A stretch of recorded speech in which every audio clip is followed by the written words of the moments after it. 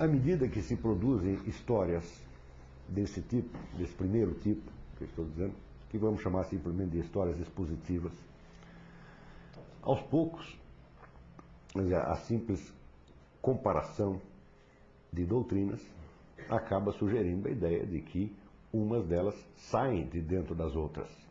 Ou seja, uma teoria aparece para responder a uma anterior, para confirmá-la, para continuá-la, para aperfeiçoá-la, para impugná-la e assim por diante. Portanto, não existe somente, vamos dizer, a possibilidade do cotejo assim lado a lado, mas existe uma espécie de ligação interna, né, entre as doutrinas.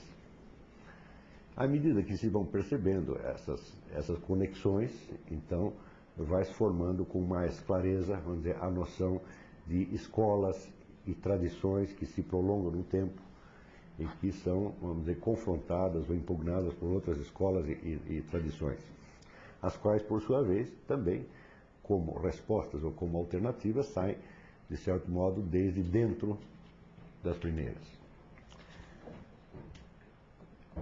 A verificação da existência dessas conexões acaba por sugerir a ideia de obter, vamos dizer, uma visão unitária do conjunto da evolução filosófica até aquele ponto em que está o próprio sujeito que faz este exame. Então,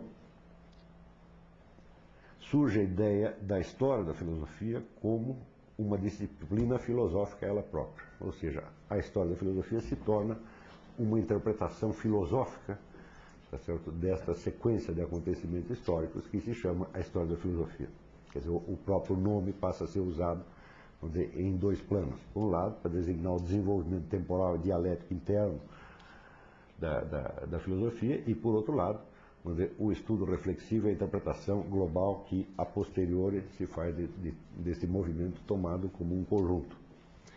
Quer dizer, que o modelo, o protótipo das histórias desse tipo são as famosas lições sobre a história da filosofia de Hegel.